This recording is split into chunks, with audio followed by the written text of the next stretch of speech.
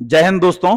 आज अग्निवीर का एग्जाम फिर से चालू हो गए हैं और आज अग्निवीर का जो 29 अप्रैल का जो एग्जाम है उसकी first shift and second shift दोनों शिफ्ट को हम एक साथ सॉल्व करा रहे हैं। उसके जीएस के क्वेश्चन, साइंस के क्वेश्चन, मैथ के क्वेश्चन, रीजनिंग के क्वेश्चन, चारों सब्जेक्ट के क्वेश्चन जो है वो मैं पूरे लेकर आया हूं। पहली शिफ्ट और दूसरी शिफ्ट के सारे क्वेश्चन मैं सॉल्व कराऊंगा। आप लोग इस वीडियो को पूरा देखें कंप्लीट। अगर आप इस वीडियो को देखेंगे बेटा तो मैं ये गारंटी से कह रहा हूं आपको सारी चीजें क्लियर हो जाएंगी, समझ में भी आ जाएंगी और आपको एग्जाम का जो पैटर्न है वो भी क्लियर समझ में आ जाएगा। चलिए 29 अप्रैल का जो एग्जाम है 2024 वाला फर्स्ट शिफ्ट और सेकंड शिफ्ट के जो प्रश्न है जो पूछे गए हैं वो अपन शुरू करते हैं। आइए, welcome to my channel unique academy. स्वागत करते हैं भाई, है ना। आइए देखते हैं क्वेश्चन कुछ जो क्वेश्चन मुझे मिले हैं। जीएस के क्वेश्चन देखिए आप क्या क्या क्वेश्चन मुझे मिले हैं और मैं वो सारे क्वेश्चन दोबारा से बताने वाला हूं। देखिए भाई, पहला क्वेश्चन आया है कि पंचायती राज में सर्वोच्च स्थान किसे प्राप्त है। तो पंचायती राज अपने यहाँ पंचायती जो व्यवस्था है, पंचायत व्यवस्था जो है वो त्रिस्तरीय है ना। ग्राम पंचायत, जनपद पंचायत, जिला पंचायत। क्वेश्चन में आपका जो आया था वो जिला परिषद से आया था। तो जैसे अपने यहाँ जो होता है ना नगर पालिका, नगर परिषद और जिला परिषद जो होती है उसके बारे में पूछा गया। तो सबसे उच्च स्थान पूछा गया था कि सबसे ऊपर क्या है, तो भाई सबसे ऊपर है जिला परिषद। ठीक है भाई। तो अपने यहाँ जो पंचायती राज की व्यवस्था है वो त्रिस्तरीय है, ग्राम पंचायत, जनपद पंचायत, जिला पंचायत। इसी आधार पर ये क्वेश्चन पूछा गया था। 2011 की जनगणना से बराबर क्वेश्चन आ रहा है। 2011 की जनगणना के अनुसार एक क्वेश्चन आया था कि फोर्थ सबसे जनसंख्या वाला राज्य बताइए। चौथा सबसे ज्यादा जनसंख्या वाला राज्य जो है वो क्या है। तो भाई इसका आंसर जो है सर्वाधिक जनसंख्या वाला राज्य उसने पूछा, लेकिन चौथे नंबर का पूछा है। ये थोड़ा सा डीप में कर दिया भाई क्वेश्चन। सबसे पहला पूछा जा सकता है, दूसरा पूछा जा सकता है, तीसरा पूछा जा सकता है, लेकिन इस बार उन्होंने चौथा सबसे बड़ा जनसंख्या वाला राज्य पूछा है। तो इसका जो आंसर है वो है पश्चिम बंगाल, है ना भाई। अब आपको पढ़ना पड़ेगा, थोड़ा और डीप में जाना पड़ेगा। क्वेश्चन आप थोड़े से कठिन पूछ रहा है ना। अगला क्वेश्चन ये आया था कि तीसरा क्वेश्चन ये 2024 में वर्तमान में सर्वोच्च न्यायालय में कितने न्यायाधीश हैं। तो सर्वोच्च न्यायालय में न्यायाधीशों की संख्या पूछी है। सुप्रीम कोर्ट में न्यायाधीशों की संख्या पूछी है। सुप्रीम कोर्ट में न्यायाधीशों की संख्या उसने पूछी है। तो न्यायाधीशों की जो संख्या है वो 33+1 है। 33+1 है, टोटल 34 जो है वो सर्वोच्च न्यायालय में न्यायाधीशों की संख्या है। भारत की सबसे लंबी नदी पूछी है। भारत की सबसे लंबी नदी पूछी है। तो मैंने आपको ये बता चुका हूं, भारत की सबसे जो लंबी नदी है वो गंगा है। भारत की सबसे लंबी नदी जो है वो गंगा है। भारत की सबसे लंबी नदी गंगा है। सबसे चौड़ी नदी पूछेगा तो ब्रह्मपुत्र है। विश्व की सबसे लंबी नदी नील है। सबसे चौड़ी पूछेगा तो अमेजन है, याद रखना। अगला क्वेश्चन है हेक्सागोन में कितनी वर्टेक्स होती हैं। ये मैथ का क्वेश्चन है। हेक्सागोन में कितनी वर्टेक्स होती हैं, है ना। तो ये मैथ का क्वेश्चन है। हेक्सागोन के बारे में उसने पूछा है। हेक्सागोन के बारे में उसने पूछा है कितनी वर्टेक्स होती हैं। तो हेक्सागोन में 6। मैंने आपको ये जो बहुभुज पढ़ाया था उसमें त्रिभुज, चतुर्भुज, पंचभुज, षटभुज, सप्तभुज, अष्टभुज ये सारे भुजाओं वाले पढ़ाए थे। और मैंने आपसे कहा था कि इनमें क्या होता है, जितने ही शीर्ष होते हैं उतने ही इनकी साइड्स होती हैं, उतने ही अंतः कोण होते हैं, उतने ही बाह्य कोण होते हैं। जैसे आप एक त्रिभुज पढ़ रहे हो तो मेरी बात बहुत ध्यान से सुनना। त्रिभुज में 3 शीर्ष होते हैं। अगर आपसे कोई पूछे कि त्रिभुज में कितने शीर्ष होते हैं तो शीर्ष बिंदु भी 3 होते हैं, भुजाएं भी 3 होती हैं, है ना। 3 भुजाएं होती हैं, 3 शीर्ष बिंदु होते हैं, अंतः कोण भी 3 होंगे और बाह्य कोण भी 3 होंगे। बाह्य कोण इसकी अगर मैं बनाऊं, एक बाह्य कोण ये बनेगा, एक बाह्य कोण ये बनेगा और एक बाह्य कोण ये बनेगा। तो अगर बाह्य कोण की बात करेगा तो भी 3 होंगे। किसी भी प्रकार की आकृति हो, त्रिभुज में सारी चीजें 3-3 होंगी, चतुर्भुज में सारी चीजें 4-4 होंगी, चतुर्भुज में 4 ही बिंदु होंगे, 4 ही भुजाएं होंगी, 4 ही अंतः कोण होंगे और 4 ही बाह्य कोण होंगे। इस बात को भूलना नहीं है। तो इसमें पूछा गया हेक्सागोन के बारे में। हेक्सागोन में 6 वर्टेक्स होती हैं। अगला क्वेश्चन आया था कि VBSY योजना जो है इसका उद्देश्य क्या है। तो भारत विकास संकल्प यात्रा से रिलेटेड ये योजना है, इसको भी आप देख लेना। अगला क्वेश्चन आया था किस व्यक्ति का संबंध सेना से है।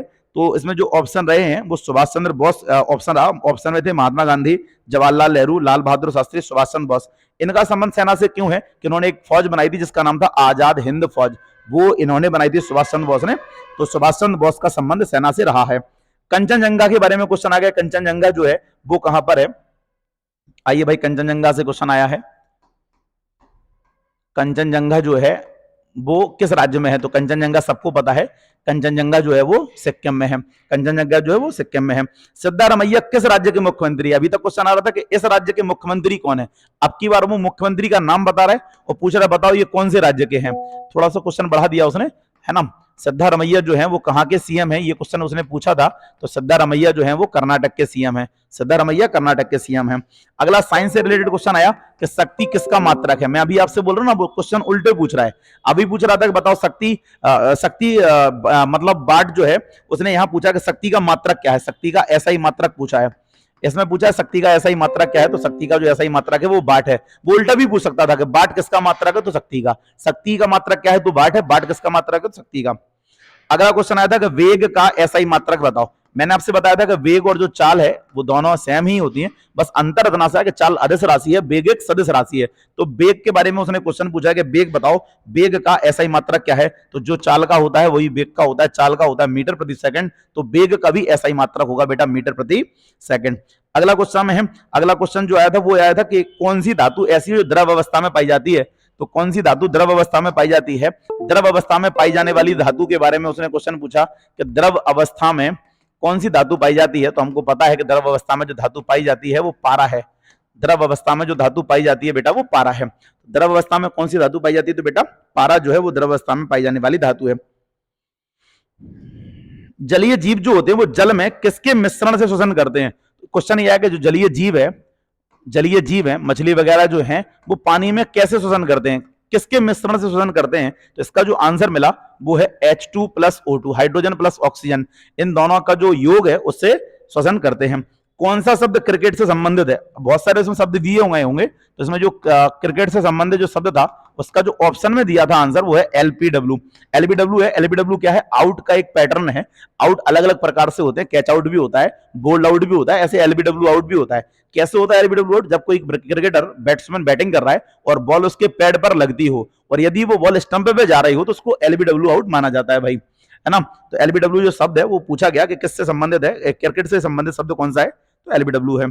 पौधों का जो श्वसन अंग है वो क्या है, क्वेश्चन आया था कि पौधों का जो श्वसन अंग है, पौधों का जो श्वसन अंग है, पौधों का जो श्वसन अंग है वो क्या है। तो पत्तियों में जो छोटे छोटे छिद्र होते हैं उन्हें रंध्र बोलते हैं। पत्तियों में जो छोटे छोटे छिद्र होते हैं उनको रंध्र बोलते हैं, रंध्र ही पौधों का श्वसन अंग होता है। अगला क्वेश्चन आया था कि जो पेंसिल होता है ना, पेंसिल में किसका यूज किया जाता है, तो पेंसिल में ग्रेफाइट का यूज होता है, पेंसिल में ग्रेफाइट का यूज होता है। पेंसिल में किसका यूज किया जाता है, पेंसिल में काय का उपयोग होता है, तो ग्रेफाइट का उपयोग होता है।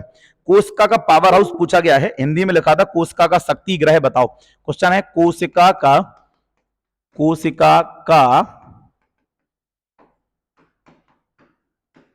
शक्ति ग्रह बताओ। कोशिका का शक्ति ग्रह क्या है, तो कोशिका का जो शक्ति ग्रह है बेटा वो माइटोकॉन्ड्रिया है, माइटोकॉन्ड्रिया है।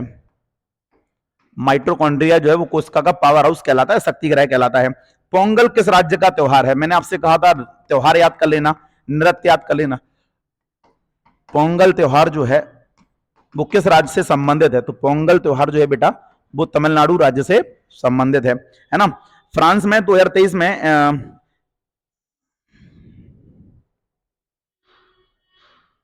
फ्रांस में 2023 में इनमें से किसकी मूर्ति स्थापित की गई, है ना। तो ये क्वेश्चन आया था, तिरुवल्लुवर है, ऐसा कुछ है, देखना ये क्या है, ये फ्रांस ही है ना।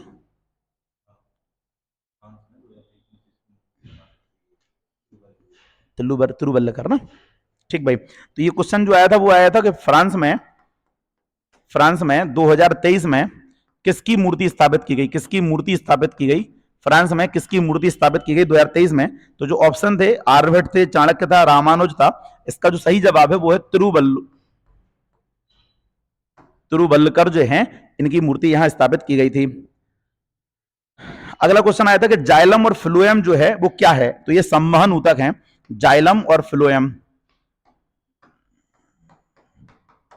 जाइलम और फ्लोएम जो है ये क्या है, तो ये दोनों के दोनों संवहन ऊतक हैं। ऊतक का एक प्रकार है, टिश्यू का एक एग्जाम्पल है, संवहन ऊतक है, ये संवहन ऊतक है।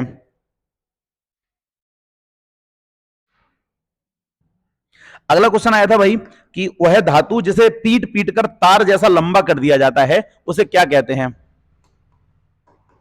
वह धातु जिसे पीट कर तार जैसा लंबा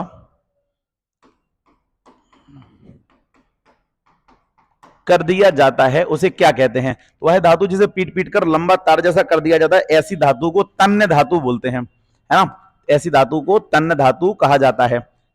ठीक भाई, तो ये साइंस के भी कुछ क्वेश्चन रहे फर्स्ट शिफ्ट के, और भी मैं देखता हूं क्या क्या क्वेश्चन और मिले।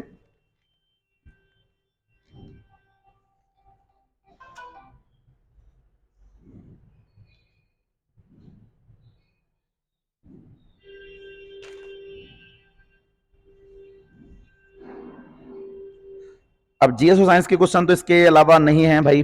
अब जो क्वेश्चन है वो देखो, मैथमेटिक्स और रीजनिंग के भी कुछ क्वेश्चन मिले हैं, वो देखो। मैथमेटिक्स और रीजनिंग के क्वेश्चन क्या है?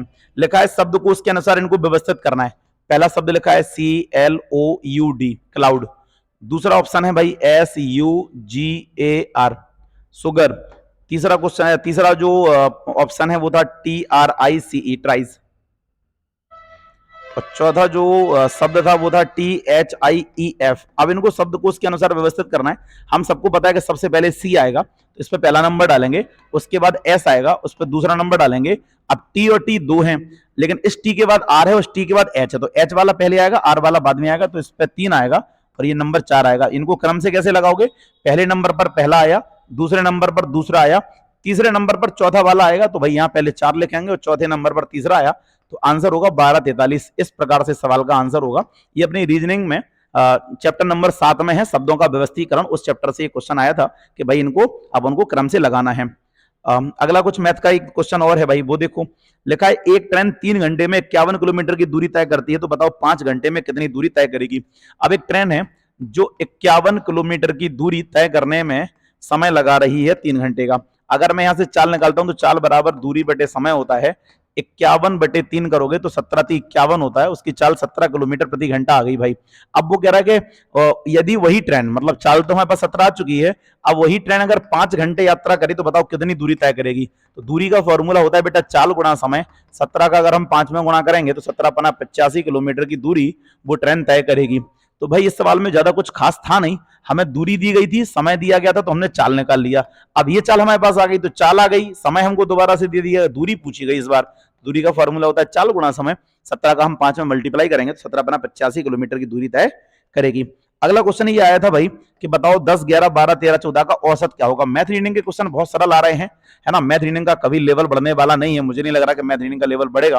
तो 10, 11, 12, 13, 14 में एवरेज जो होता है वो हमेशा बीच की संख्या होती है। मैं आपको बता चुका हूं, एवरेज हमेशा बीच की संख्या होती है। तो इस सवाल का जो एवरेज का जो आंसर आएगा वो 12 आएगा। अगला क्वेश्चन आया था भाई 0.4 × 1.6 का मल्टीप्लाई किया जाए तो क्या प्राप्त होगा? तो आपको पता है कि 16 का 4 में गुणा करोगे 16 चौके 64 होता है। एक अंक ये 2 अंक बाद दशमलव लग जाएगा, आंसर आएगा 0.64, है ना? पहले गुणा कर लो, उसके बाद दशमलव लगा लेना। 16 चौके 64 होता है, लिख दिया। एक अंक ये 2 अंक हो गए, 2 अंक बाद दशमलव हमने लगा दिया भाई। अगला क्वेश्चन हमारे पास जो आया था वो 10 और 15 का अनुपात हमसे पूछा गया था कि 10 और 15 का रेशो क्या होगा भाई? तो इनको अनुपात में लिख देंगे 10:15। 5 से काट दोगे, 5 दूनी 10, 5 तिया 15। 10 और 15 का जो अनुपात होगा वो 2:3 होगा भाई, 5 से काटने के बाद। अगला क्वेश्चन है कि ए और बी भाई साहब जो हैं, इन्होंने पूंजी एक साझेदारी में एक बिजनेस किया और इन्होंने जो पूंजी लगाई है वो 4:5 के अनुपात में लगाई है। 4:5 के अनुपात में इन्होंने पूंजी लगाई है। फिर आगे उसने कहा यदि ए की पूंजी 20,000 रुपए हो। अब आगे उसने ये भी कह दिया कि जो ए है उसकी पूंजी 20,000 रुपए है, तो बताओ बी की पूंजी क्या होगी? ध्यान से देखो, यहाँ ए की यूनिट वैल्यू 4 है और रियल टीम में 20,000 लगाए। 4 यूनिट का मान अगर बेटा 20,000 रुपए है, 4 से 20 कट जाए तो 1 यूनिट का मान 5,000 रुपए होगा। अगर 1 यूनिट का मान 5,000 है तो 5 यूनिट का मान कितना होगा? 25,000 होगा। ये सवाल का बिल्कुल सही जवाब है ना? ए भाई साहब जो है उन्होंने 20,000 रुपए लगाए और यहाँ यूनिट वैल्यू में 4 यूनिट दिया था।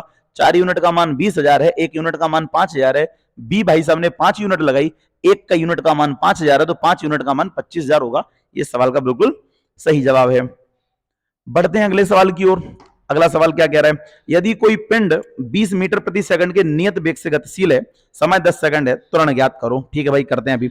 अगला क्वेश्चन है एक पंक्ति में रोहित का स्थान ऊपर से 23वां है और नीचे से चौथा है, तो पंक्ति में कुल व्यक्ति कितने हैं? भाई रोहित का आपको स्थान दिया गया है, रोहित जो है उसका स्थान दिया गया है। ऊपर से उसका स्थान जो है वो 23 है और नीचे से उसका जो स्थान है वो चौथा है। मैंने आपसे कहा था टोटल व्यक्ति कभी भी पूछेगा, अगर किसी भी व्यक्ति की दोनों साइड से स्थिति दी गई हो, दोनों को जोड़ लो और एक माइनस कर देना, तो टोटल आदमी जो होंगे वो 26 होंगे, कुल आदमी जो होंगे वो 26 होंगे। ये सवाल का बिल्कुल सही जवाब होगा।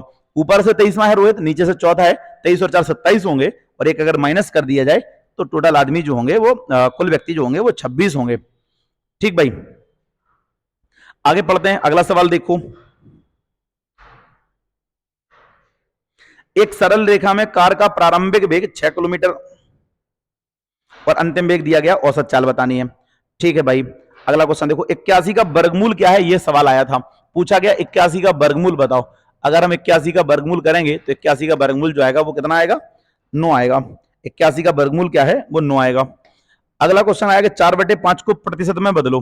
4/5 को परसेंटेज में बदलना है, 100 का गुणा करेंगे, 5 से 100 कट जाएगा 20 बार में, 20 चौक 80 हमारा इस सवाल का सही जवाब आएगा। क्वेश्चन ने कहा कि 4/5 को प्रतिशत के रूप में बदलो, 4/5 को परसेंटेज बदलोगे, 100 का मल्टीप्लाई करेंगे, 20 5 100, 20 चौक 80 इसका सही जवाब होगा। अगला क्वेश्चन आया था कि निम्न में से कौन सी संख्या पूर्ण वर्ग नहीं है। ऑप्शन थे 64, दूसरा ऑप्शन है 81, तीसरा ऑप्शन है भाई 49 और चौथा ऑप्शन है 1000। क्वेश्चन आया था इनमें से बताओ कौन सी संख्या जो है वो पूर्ण वर्ग नहीं है। अब आपको पता है कि 64 जो है वो 8 का स्क्वायर होता है, 81 जो है वो 9 का स्क्वायर होता है, 49 जो है वो 7 का स्क्वायर होता है, 1000 जो है वो 10 का स्क्वायर होता है, 1000 जो है वो 10 का स्क्वायर होता है। ठीक भाई, तो 10 का स्क्वायर कितना हो जाएगा, 1000 हो जाएगा।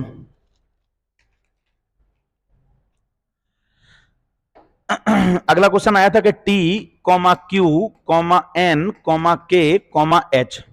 ठीक भाई, पूछा गया कि भाई अगला स्थान बताओ, अगला क्या होगा। तो आपको पता है कि इसका कोड 20 है, इसका कोड 17 है, इसका कोड 14 है, इसका कोड 11 है, इसका कोड 8 है, इसका कोड 5 होगा और 5 का आंसर ई आएगा। यहां 5 क्यों होगा वो सुनो, 3 कम कर रहा है, 20 में से 3 कम 17, 17 में से 3 कम 14, फिर 3 कम करोगे 11, फिर 3 कम करोगे 8, 8 में से 3 कम किए तो कितना आएगा 5, और 5 मतलब आंसर कितना आएगा, ई आएगा।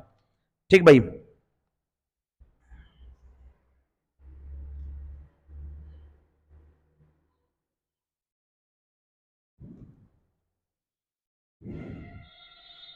देखो अगला क्वेश्चन ये आया था कि एक टमाटर 50 ग्राम का है, उसमें 90% पानी है। एक टमाटर है जो 50 ग्राम का है, उसमें जो पानी की मात्रा दी गई है वो 90% है, जो पानी की मात्रा दी गई है वो 90% है। तो बताओ 30 किलोग्राम के टमाटर में पानी का प्रतिशत क्या होगा, पानी का परसेंटेज क्या होगा, हमें ये बताना है। देखो भाई 50 ग्राम का टमाटर है, अब 50 ग्राम टमाटर में 90% पानी है, अगर आप इस वैल्यू को बदलोगे, इस वैल्यू को बदलोगे, है ना, 50 ग्राम टमाटर है, ये सवाल में थोड़ा सा मिस्टेक मुझे लग रही है।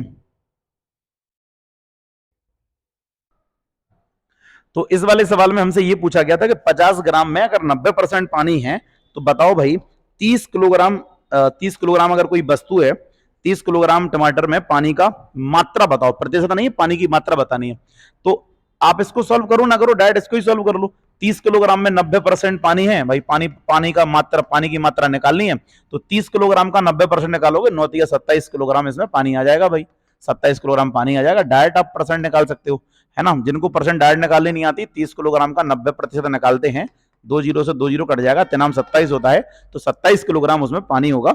ये भी सवाल आपका हो गया है ना। एक सवाल अपन ने बीच में भी छोड़ दिया था, उसमें क्वेश्चन ये था कि एक व्यक्ति जो है वो एक स्थान से दूसरे स्थान तक जाता है ना, तो जाने और आने की चाल दी गई थी। जाने की चाल है 6 किलोमीटर प्रति घंटा, आने की चाल है 30 किलोमीटर प्रति घंटा। पूछा है बताओ भाई इसकी एवरेज स्पीड क्या होगी। औसत चाल हमसे पूछी गई है, तो औसत चाल का फॉर्मूला होता है 2xy बटे x प्लस वाई, है ना। तो ये जाने का समय, जाने की चाल है, ये आने की चाल है। तो 2x की जगह पे मैंने 6 लिखा है, y की जगह पे मैंने 30 लिखा है, और नीचे x प्लस वाई होता है, तो 30 और 6 को जोड़ोगे 36 हो जाएगा। 6 से 36 काटा 6 बार में, 6 से 30 काटा 5 बार में, 5 दूनी 10 किलोमीटर प्रति घंटा उसकी चाल होगी। तो इसमें यही चाल, इसमें इस सवाल में उसने यही पूछा था कि औसत चाल क्या होगी। तो भाई पहली शिफ्ट के जितने क्वेश्चन मिले मैंने वो सारे करा दिए हैं, है ना। इसके अलावा मुझे और कोई क्वेश्चन इसमें देखने को नहीं मिला। अब बात करते हैं दूसरी शिफ्ट पर। सेकंड शिफ्ट के जितने भी क्वेश्चन मुझे देखने को मिले वो और आप देख लो फटाफट से। चलो बढ़ते हैं अगले क्वेश्चन पर। जीएस से सेकंड शिफ्ट के क्वेश्चन क्या रहे भाई। पूछा गया कि आईसीसी जो मेंस वर्ल्ड कप होता है ना, आईसीसी जो वर्ल्ड कप हुआ है, आईसीसी जो वर्ल्ड कप हुआ 2023 वाला, उसकी विजेता टीम कौन सी रही। तो याद रखना उसकी विजेता टीम जो है वो ऑस्ट्रेलिया थी, है ना। 2023 में विजेता टीम ऑस्ट्रेलिया थी और उप विजेता टीम भारत थी। भारत फाइनल में हार गया था, है ना। जो जीता था वो ऑस्ट्रेलिया जीती थी, याद रखना, विजेता ऑस्ट्रेलिया और हारी थी भारत, है ना। भारत सेकंड विजेता है। वर्तमान में मौलिक कर्तव्यों की संख्या पूछी गई है ना। मौलिक कर्तव्य मौलिक अधिकारों से क्वेश्चन बराबर आ रहे हैं। तो जो हमारे वर्तमान में मूल कर्तव्य पहले बेटा 10 थे और अभी वर्तमान में जो है वो 11 हैं टोटल मूल कर्तव्य। तो याद रखना मूल कर्तव्य जो है वो 11 हैं। आर्टिकल 4 4 काम है, नहीं भाग 4 काम है, आर्टिकल 51 काम है, 51 ए कह लो या का कह लो। तो मूल कर्तव्य जो है मौलिक कर्तव्य जो है उनको आप देख लेना, 4 का भाग नंबर 4 का अनुच्छेद नंबर 51 काम है, मौलिक कर्तव्य आपको मिलने वाले हैं। पंजाब में कौन सी नदी बहती है? तो पंजाब में जो ऑप्शन थे उस हिसाब से आंसर है बेटा सतलज। पंजाब में सतलज नदी आपको देखने को मिलती है। तो पंजाब में कौन सी नदी बहती है? सतलज नदी जो है वो पंजाब में आपको देखने को मिलेगी। ऑप्शन ऐसे थे गंगा, कावेरी, नर्मदा। हमको ये पता है गंगा, कावेरी, नर्मदा आपको पंजाब में नहीं मिलेगी, सतलज आपको मिलेगी। 2011 की जनगणना के अनुसार सर्वाधिक साक्षर राज्य पूछा है। मैंने आपसे कहा था सर्वाधिक साक्षरता के मामले में सर्वाधिक जो साक्षरता वाला राज्य है वो केरल है। किसी भी प्रकार की साक्षरता पूछे, पुरुष साक्षरता, महिला साक्षरता, ऑल ओवर साक्षरता, है ना। इसके अलावा भी अगर वो और आपसे पूछता है कंप्यूटर साक्षरता के बारे में पूछेगा तब भी आपको आंसर याद रखना केरल ही है ना। अगला क्वेश्चन ये आया था कि 1764 में जो बक्सर का युद्ध हुआ था, 1764 में जो बक्सर का युद्ध हुआ था, बक्सर का जो युद्ध हुआ था उस युद्ध में ईस्ट इंडिया कंपनी ने किसे हराया था?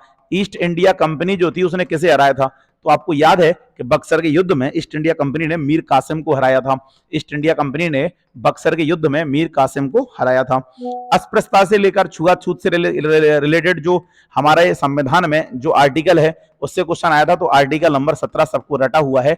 आर्टिकल 17 जो है वो अस्पृश्यता का अंत है। आर्टिकल 18 उपाधियों का अंत है ना। आर्टिकल 19 में स्वतंत्रता दी गई है वाक एवं अभिव्यक्ति की। तो आप 1 से लेकर 51 तक के जो आर्टिकल हैं वो सारे आर्टिकल को आप पढ़ के जाओ। अनुच्छेद से क्वेश्चन रिलेटेड में पूछ रहा है। मौलिक अधिकार, मौलिक कर्तव्य, नीति निर्देशित तत्व हो गए, है ना, और नागरिकता हो गई और संघ एवं राज्य क्षेत्र हो गए। इस शुरू के जो 4 भाग हैं, 4 का तक मूल कर्तव्य तक आप पूरे पढ़ के एक बार जरूर जाना। ठीक भाई। अगला क्वेश्चन आया था कि गुरु गोविंद सिंह ने किस त्योहार पर खालसा पंथ की शुरुआत की थी? तो खालसा पंथ की जो शुरुआत हुई है गुरु गोविंद सिंह ने की थी वो किस त्योहार पर की थी? ये क्वेश्चन आया था खालसा पंथ से रिलेटेड, है ना। तो खालसा पंथ की जो शुरुआत हुई थी 1699 में, पर्व था बैसाखी, है ना। बैसाखी के दिन जो है, बैसाखी के दिन जो है खालसा पंथ की शुरुआत जो है वो किन्होंने की थी? गुरु गोविंद सिंह ने की थी। अगला क्वेश्चन आता है उत्तरायण का त्योहार किस त्योहार को कहा जाता है? मतलब कौन से त्योहार को उत्तरायण का त्योहार भी कहते हैं? उत्तरायण का त्योहार जो है वो किस त्योहार को कहा जाता है? तो उत्तरायण का त्योहार जो है वो मकर संक्रांति को कहा जाता है। मकर संक्रांति को उत्तरायण का त्योहार कहते हैं भाई। ठीक, तो मकर संक्रांति को उत्तरायण का त्योहार कहते हैं, ये भी क्वेश्चन में आया था। अगला क्वेश्चन आया था कि मिजोरम में 2023 में किस पार्टी को सबसे ज्यादा वोट मिले थे? तो मिजोरम में सबसे ज्यादा जो वोट हैं वो किस पार्टी को मिले थे 2023 में? 2023 में सर्वाधिक वोट,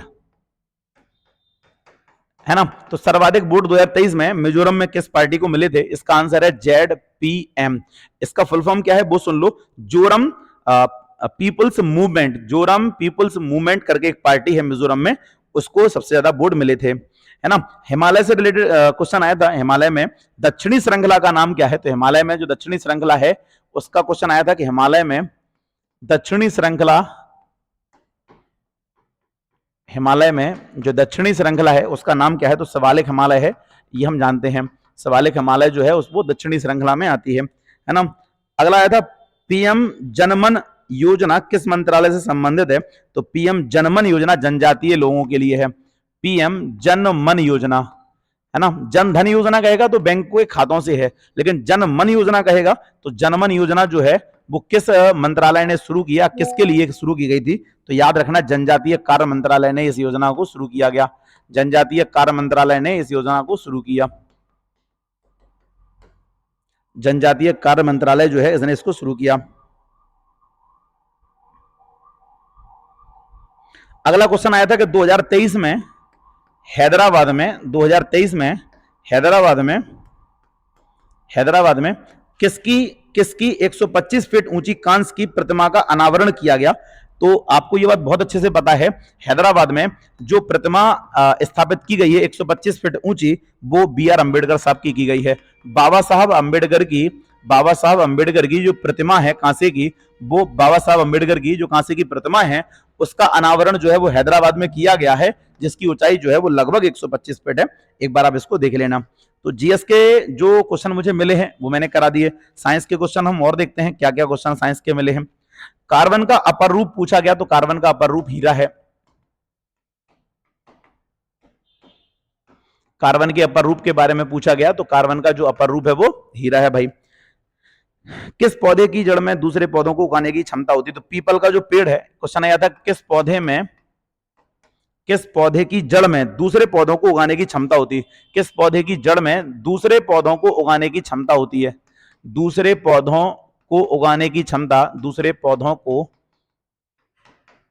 उगाने की क्षमता किस पेड़ की जड़ में होती है? ऐसा क्वेश्चन आया था। तो इसका जो आंसर मिला वो भाई पीपल मिला। पीपल जो है वो, पीपल का जो पेड़ है उसकी जड़ जो है वो दूसरे पौधों को उगाने में क्षमता रखती है। मेढक का वैज्ञानिक नाम पूछा गया है। मेढक का वैज्ञानिक नाम पूछा है। मेढक का वैज्ञानिक नाम पूछा गया कि भाई बताओ मेढक का वैज्ञानिक नाम क्या है? तो मेढक का जो वैज्ञानिक नाम है वो राणा ट्रिगिना है। राणा ट्रिगिना है वैज्ञानिक का। मेढक का वैज्ञानिक नाम पूछा है। सभी जानवरों के वैज्ञानिक नाम जो है वो आप पढ़ के जाओ।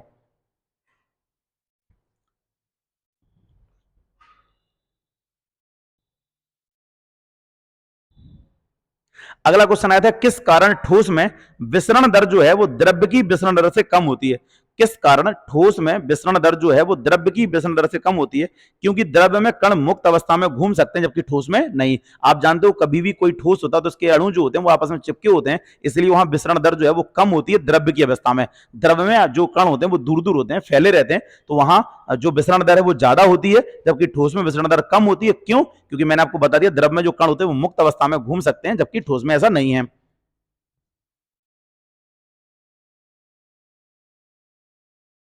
ठीक भाई, तो कुछ साइंस के क्वेश्चन, कुछ जीएस के क्वेश्चन मैंने सारे क्वेश्चन करा दिए हैं, है ना। जितने क्वेश्चन मुझे मिले वो मैंने सारे क्वेश्चन आपको करा दिए हैं। और हैं क्या कुछ क्वेश्चन? अच्छा, मैथ के क्वेश्चन और रह गए हैं। मैथमेटिक्स के क्वेश्चन और देखते हैं भाई। अभी तो जीएस और साइंस के हुए। पहला क्वेश्चन ये है मैथमेटिक्स में कि 2 और 6 का एलसीएम बताओ। 2 और 6 का एलसीएम क्या होगा? तो भाई 2 और 6 का जो एलसीएम होगा वो 6 ही होगा, क्योंकि 2 से भी कट जाएगी, 6 से भी कट जाएगी। अगला क्वेश्चन ये आएगा 6 और 8 का एलसीएम बताओ। बिल्कुल लुल्लु क्वेश्चन आ रहे हैं, बिल्कुल लुल्लु क्वेश्चन आ रहे हैं, छोटे छोटे क्वेश्चन आ रहे हैं एलसीएम और एचसीएफ से रिलेटेड। अब बताओ 6 और 8 का एलसीएम पूछ रहा है, तो 6 और 8 का एलसीएम 24 होगा। 6 से भी 24 कट जाएगा और 8 से भी 24 कट जाएगा। अगला क्वेश्चन आया किसी संख्या के 1/4 में उसी संख्या को जोड़ने पर 85 प्राप्त होता है। भाई देखो क्वेश्चन क्या है कि कोई एक संख्या है, किसी संख्या मैंने x मान ली, इसका 1/4 ले लो, उस संख्या में उसी संख्या को जोड़ दो। किसी संख्या के 1/4 में उसी संख्या को जोड़ दें तो 85 प्राप्त हो रहा है। अब आपको ये बात पता है कि ये x/4 है और ये x है, इक्वल टू में 85 है। यहां से एलसीएम 4 आ जाएगा, ये 4x हो जाएगा और x जोड़ोगे तो 5x बराबर 85 हो जाएगा। 5 से 85 कट जाएगा 17 बार में, 17 बना 85 होते हैं, 4 उधर पहुंच जाएगा तो 17 चौके 68। x का जो मान आएगा वो 68 आएगा यहां से भाई। तो पूछा उस संख्या का दुगना ज्ञात करो। 2 का गुणा इसमें हम और कर देंगे, तो 8 दूनी 16, 6 दूनी 12 और 1 13, 68 दूनी 136 सवाल का सही जवाब होगा। ठीक है, एक बार और देख लो, क्वेश्चन ने ये कहा था कोई एक संख्या है उसके 1/4 में उसी संख्या को जोड़ दो तो 85 प्राप्त हो रहा है। तो उस संख्या का 1/4 निकाला, उस संख्या को जोड़ दिया, बराबर में 85। ये x/4 हो जाएगा, प्लस में x इक्वल टू 85। 4 का x में गुणा करोगे 4x प्लस x करोगे 5x/4 हो जाएगा, बराबर में 85। 5 से 85 17 बार में कट जाएगा, 17 चौके 68 x का मान हो जाएगा। उसने कहा उस संख्या का दुगना बताओ, तो हमें दुगना बताने के लिए कह रहा है, तो भाई दुगना करने के लिए हमने 2 का गुणा कर दिया। अगले क्वेश्चन में लिखा है कि PQR 3 छोटे छोटे भाई हैं, है ना, और इन तीनों भाइयों में कुछ पैसा है जो बांटना है, 6400 रुपए हैं जो बांटने हैं, और किस अनुपात में बांटने हैं? 2:3:5 के अनुपात में इसको बांटने हैं। क्यू का हिस्सा बताओ। जो लोग मुझसे पढ़े हैं उन्हें याद है, जो अनुपात रहे उसे जोड़ लो, टोटल वैल्यू में भाग दे दो। 5 3 8 और 2 10 हो रहे, 10 से भाग दोगे तो ये 640 1 यूनिट का मान आ जाएगा। 640 1 यूनिट का मान आ गया। उसने क्यू का हिस्सा पूछा, क्यू की जो यूनिट वैल्यू है वो 3 है। 640 में हम 3 का मल्टीप्लाई कर देंगे तो भाई इस सवाल का सही जवाब आ जाएगा 0। 3 चौके 4 तिया 12 की 2 1 आई, 6 तिया 18 और 1 19, मतलब आंसर जो आएगा वो 1920 आएगा। ठीक भाई, तो उसने पूछा था क्यू का हिस्सा बताओ, मैंने सभी यूनिट जोड़ी, टोटल यूनिट कितनी हो रही? 10। 10 यूनिट का मान 6400 है, तो 1 यूनिट का मान 640 आ गया। क्यू का मान निकालना है, क्यू का मैंने गुणा कर दिया। अगला क्वेश्चन देखो भाई, अगला क्वेश्चन क्या है? अगला क्वेश्चन लिखा है कि एक पंक्ति में 52 बच्चे हैं, 52 बच्चे हैं एक पंक्ति में, है ना, एक पंक्ति में 52 बच्चे हैं, एक बच्चे का दाएं से 22वां स्थान है, तो बताओ बाएं से स्थान क्या होगा? कुल हमें बच्चे दिए गए हैं, पप्पू नाम का एक लड़का है, उसका राइट से हमको स्थान दिया गया है, पप्पू जो है वो राइट से 22वां है। अब 52 में से 22 माइनस करोगे 0, 5 में से 2 जाएंगे 3 बचेंगे, 30 हो गए। अब +1 हम और कर देते हैं तो लेफ्ट से उसका स्थान आएगा 31वां।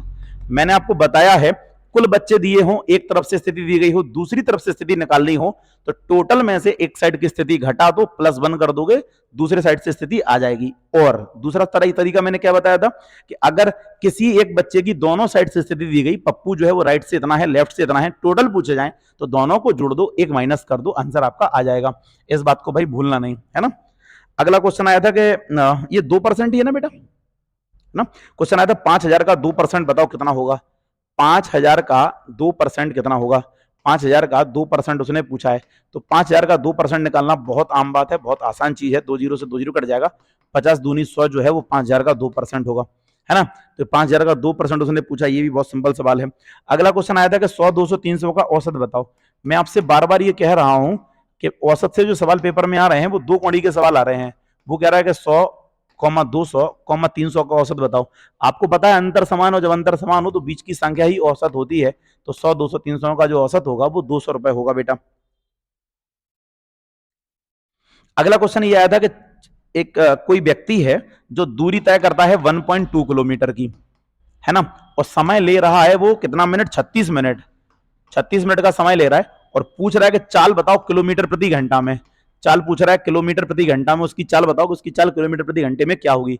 तो भाई चाल अगर किलोमीटर प्रति घंटे में निकालना है तो इस चीज को घंटे में होना बहुत जरूरी है। ये मिनट में है, घंटे में बदलोगे, 60 का भाग दोगे, 6 छंग 36, 6 10 60, तो जो समय आ गया वो 6/10 घंटे आ गया।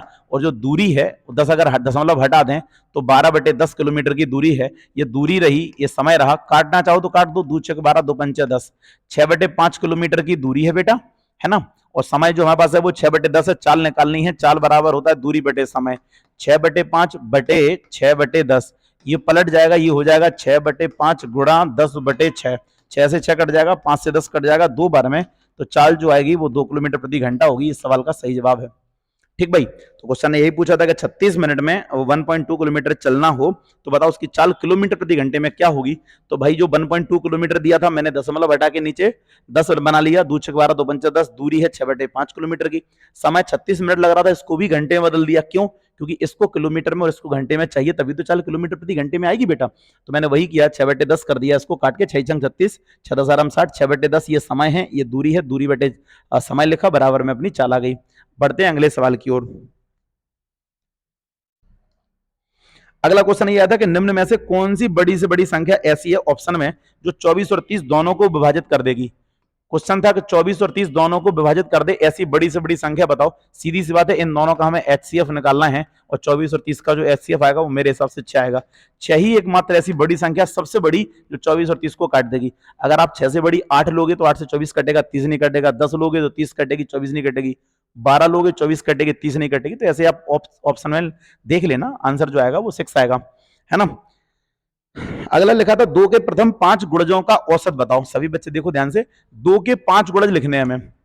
2 के पहले 5 गुणज जो होते हैं उनका औसत बताना है। तो आपको पता है कि 2 के पहले 5 गुणज क्या होंगे? 2 एकम 2, 2 दूनी 4, 2 तिया 6, 2 चौके 8, 2 पंचे 10। ये 2 के पहले 5 गुणज हैं। अब इनका औसत निकालना है, सब में 2 2 का अंतर है तो बीच की संख्या ही औसत होती है। तो इस सवाल का जो औसत आएगा वो 6 आएगा।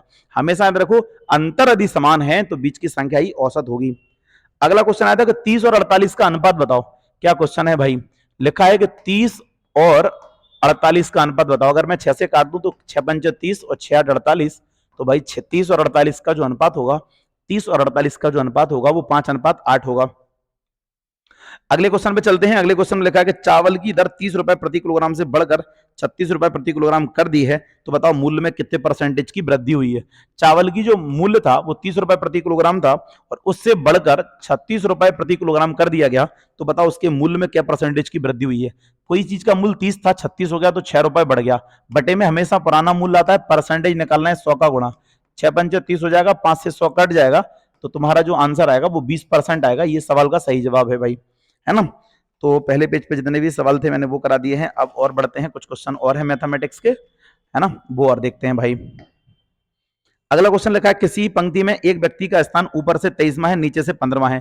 एक व्यक्ति है, उसका ऊपर और नीचे से दोनों साइड से स्थान दिया है। ऊपर से उसका जो स्थान है वो 23वां है, नीचे से उसका जो स्थान है वो 15वां है। दोनों को जोड़ दो। मैंने अभी आपको ट्रिक बताई थी कि दोनों स्थानों को जोड़ दो। 23 और 15 जोड़ोगे 33 और 5 38 हो जाएगा, और 1 माइनस कर देंगे तो जो टोटल बच्चे होंगे, कुल बच्चे जो होंगे वो 37 होंगे, है ना। ये 1 माइनस क्यों करते हैं, क्योंकि एक आदमी को दोनों साइड से गिन लिया, इधर से भी 23वां, इधर से 15वां।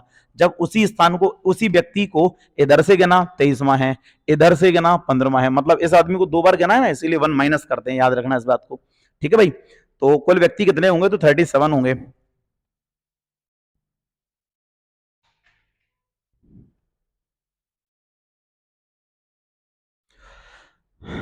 चलिए भाई, मैथमेटिक्स के जितने क्वेश्चन थे वो मैंने सारे आपको बता दिए हैं। मैथमेटिक्स के क्वेश्चन सारे हो गए हैं, जीएस के भी मैंने सारे क्वेश्चन करा दिए। सेकंड शिफ्ट और फर्स्ट शिफ्ट के जितने भी क्वेश्चन एग्जाम में आए हैं, पहली शिफ्ट और सेकंड शिफ्ट के जितने भी क्वेश्चन एग्जाम में आए हैं, आज के एग्जाम में अग्निवीर के में मैंने सारे क्वेश्चन करा दिए हैं। अब थर्ड शिफ्ट के जो भी क्वेश्चन होंगे वो मैं ढूंढता हूं, अभी वो मिलते हैं, जितने भी क्वेश्चन मुझे मिल जाएंगे उनका वीडियो मैं बना के डालूंगा। आपको ये वीडियो कैसा लगा है, आप इस वीडियो को देख रहे हैं, और ज्यादा से ज्यादा लोगों को वीडियो को शेयर करो। आपको वीडियो यदि अच्छा लगा है, वीडियो को कमेंट करो, और वीडियो को लाइक करो, वीडियो को लाइक करो, चैनल को सब्सक्राइब करो, और ज्यादा से ज्यादा वीडियो को शेयर करो। मेरी टीम बहुत मेहनत कर रही है, मैं बहुत मेहनत कर रहा हूं। आप लोगों को अगर वीडियो पसंद आ रहे हैं तो आप वीडियो को ज्यादा से ज्यादा लोगों को शेयर करो। हम लोग फालतू बकवास नहीं करेंगे, जो कंटेंट होगा वो उठा के डालेंगे, वही आपके काम का होगा। ज्यादा बकवास नहीं करेंगे, ज्यादा चीजों में ज्यादा समय बर्बाद नहीं करेंगे, है ना। तो आप सभी लोग वीडियो को लाइक कर लें। Thank you for watching, channel को सब्सक्राइब जरूर कर लें सभी बच्चे ध्यान से। आज के लिए बहुत बहुत धन्यवाद, मिलते हैं नेक्स्ट वीडियो में। नेक्स्ट जितने भी क्वेश्चन होंगे वो सारे क्वेश्चन मैं आपको कराऊंगा। बहुत बहुत धन्यवाद।